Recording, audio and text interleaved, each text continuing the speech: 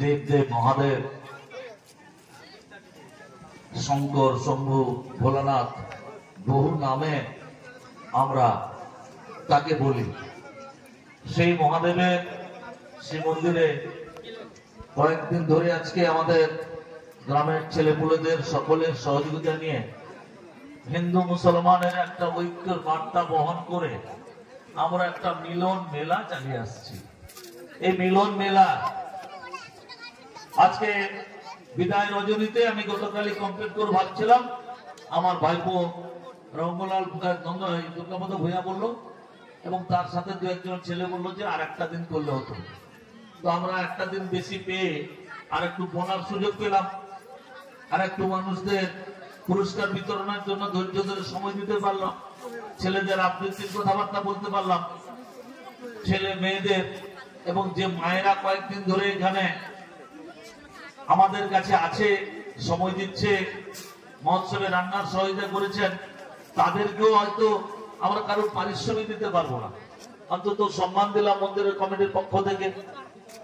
এবং যারা পুজো কমিটিতে বেশ কিছু কষ্ট পরিশ্রম করছে, তাদের সময় দিচ্ছে, তাদের সেই পরিশ্রমের দাম দিতে পারবো না। আজকে 15 দিন যারা কামাই হয়েছে, যতটা সম্ভব তাদেরও একটা সম্মান দেওয়ার চেষ্টা করা হলো। এখানে উপস্থিত আছে আমাদের পুজো কমিটির সভাপতি দ্বয় কমল কুমার বেরা, নন্দলাল ভূঁইয়া, আজকে সভাপতিত্ব করছে নন্দলাল ভূঁইয়া বাবু। উপস্থিত আছেন আমাদের শ্যামাপদ বেরা বাবু, দেবকুমার মাল, গুরুপদ বেরা, রবীন্দ্র সিং, দুর্গাপদ ভূঁইয়া, আমার ভাই, আমার খুব কাছের ঘনিষ্ঠ শেখ আক্তার উদ্দিন বাবু, প্রশান্ত খামারি, আমাদের দিলীপ জানা এবং আমাদের চন্দ্রনাথ পাত্র, সে আমার ভাই, আমার পঞ্চায়েত সদস্যের প্রতিনিধি। আরো এখানে বহু মানুষ আছেন, সকলের সহযোগিতা নিয়ে কয়েকটা দিন আমাদের চলছে। কিন্তু এই চলার মধ্যে, বলার মধ্যে, করার মধ্যে ব্যাপারটা হচ্ছে বিশ্ব সৃষ্টির সাথে সাথে আমাদের হিন্দু শাস্ত্রের মতে আমাদের 10 অবতার আছে। 10 অবতারের প্রথম অবতার হচ্ছে মীন, তারপরে কুর্ম, তারপরে বরাহ, তারপরে নৃসিংহ, তারপরে বামন, ভেগুরাম, রাম, বুদ্ধ, কল্কি। এই বিষয়টা নিয়ে আপনাদের সামনে একটু তুলে ধরছি, দয়া করে কথাটা কম বলে ভালো হয়। যে মীন অবতার যখন সারা বিশ্ব জলমগ্ন ছিল, কিছুই ছিল না, টোটালটাই জল,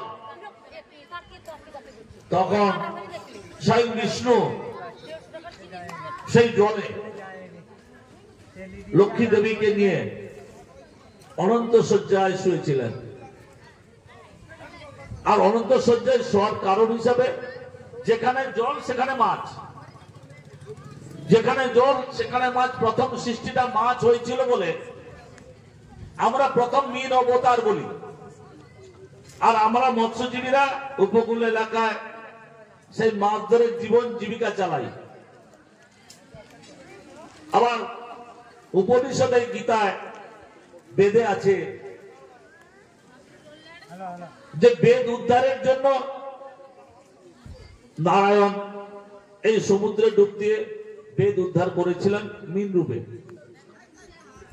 তো সেই মাছের দ্বারা আমাদের সংসার, মাছ ধরার জন্য সংসার, সারা জীবনটাই আমাদের এখানে ছোট থেকে বড় পর্যন্ত আমরা ছুটতে ছুটতে চলি।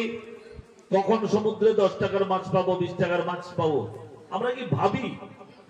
সকালবেলা নন্দ ভূঁইয়া যখন সমুদ্রে যাচ্ছে তাড়াহুড়া করে, হয়তো খাচ্ছে বা খাচ্ছে না, কখন খাবার নিচ্ছে কি নিচ্ছে না, মুদুন যখন যাচ্ছে, আক্তার যখন যাচ্ছে, শঙ্কর পুলিশ যখন যাচ্ছে, এই মানুষগুলো যে সমুদ্রে বেরিয়ে যায়, কেউ কোনো গ্যারেন্টি দিতে পারবো সুস্থভাবে সমুদ্র থেকে তারা ডাঙ্গায় আসবে, 2 মণ 5 মণ মাছ ধরে নিয়ে আসবে, হাসি খুশিতে ছেলে মেয়ে বউ সংসারের সাথে সংসার চালাবে, গ্রামের পুজোর দায়িত্ব নেবে, গ্রামের মসজিদের দায়িত্ব নেবে, কারবালাতে নাচানাচি করবে, দুর্গাপূজায় নাচানাচি করবে, মহরমের আনন্দ ভোগ করবে, ঈদের আনন্দ ভোগ করবে, চড়কের আনন্দ ভোগ করবে। এইটা আমরা ভাবতে পারি না। এইটাই হচ্ছে জীবন, এইটাই হচ্ছে আশ্চর্য। কিন্তু যেটুকু সময় আমার সাথে আক্তারের সাথে দেখা হবে, যেটুকু সময় আমার সাথে নন্দর সাথে দেখা হবে, যেটুকু সময় আমার সাথে অশ্বিনীর সাথে দেখা হবে, আমরা কে কখন পৃথিবী ছেড়ে চলে যাব যখন গ্যারেন্টি নেই, তাহলে আমরা কেন সুসম্পর্ক রাখবো না, কেন ভ্রাতৃত্ব বজায় রাখবো না?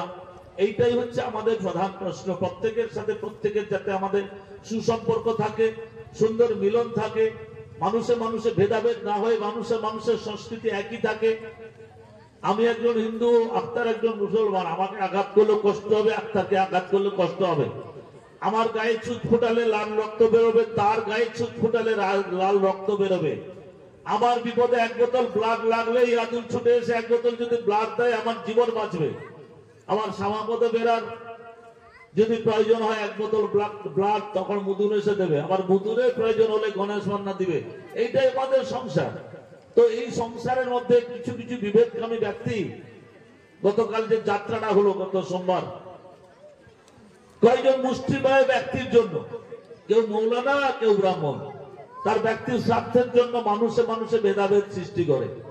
যে ভেদাভেদ সৃষ্টিটা আমার শ্রীরামকৃষ্ণ চায়নি, যে ভেদাভেদ সৃষ্টিটা আমাদের বিবেকানন্দ চায়নি, যে ভেদাভেদ সৃষ্টিটা আমাদের হযরত মুহাম্মদ চায়নি।